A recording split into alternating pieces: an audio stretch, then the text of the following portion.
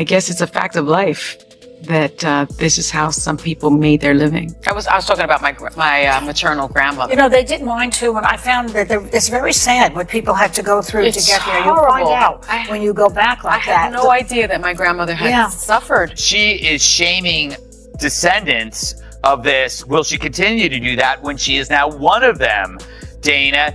And it is funny. She is so wrapped up in identity, and she had no idea who she was. Sunny Hostin, long recognized for her outspoken views on racial inequality and reparations, found herself in the middle of a firestorm during her appearance on PBS, Finding Your Roots.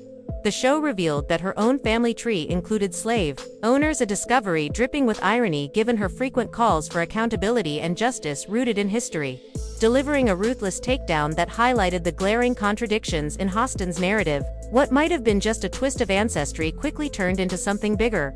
A brutal spotlight on the double standards of identity, politics, and the fragility of moral outrage when it collides with inconvenient truths. Who I think is truly the nastiest woman on television and a genuine racist and not that bright, despite her law degree and everything else.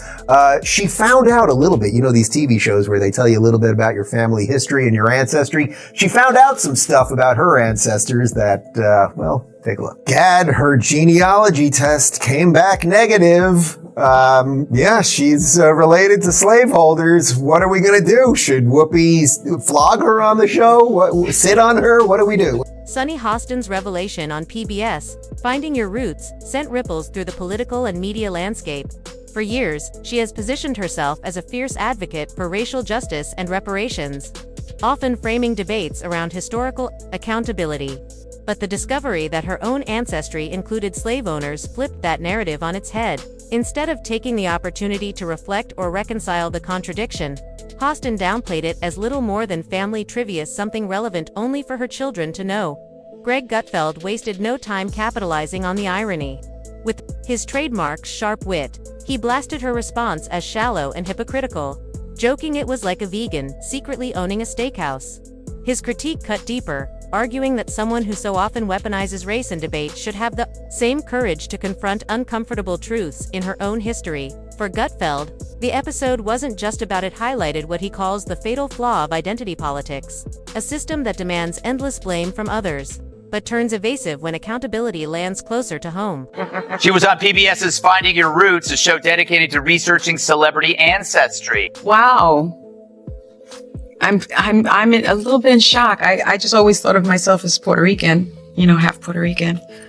I didn't think I was, my family was originally from Spain and slaveholders. Yeah. So how are you feeling, my friend? I think it's actually pretty interesting that my husband and I have shared roots. Yeah. So I do appreciate that. And I think it's great for our children. Mm-hmm. To know this information.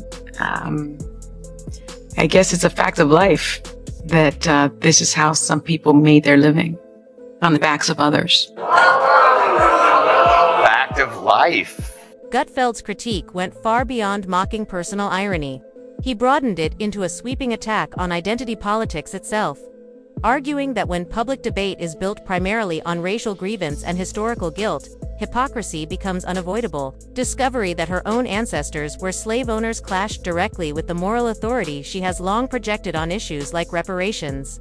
For Gutfeld, this moment was more than a personal contradiction, it was a cautionary tale about the dangers of leaning too heavily on identity-driven narratives. Eventually, he argued, such rhetoric collapses under its own weight, exposing contradictions that erode credibility. Instead, Gutfeld stressed that a person should not be judged by what their ancestors did, but by the values they live by and the choices they make today. Decision to brush aside her family's past, while demanding others confront theirs, revealed what he saw as the emptiness of her message. To him, it was proof that inherited identity only divides, while personal responsibility and individual growth are the real foundations for progress.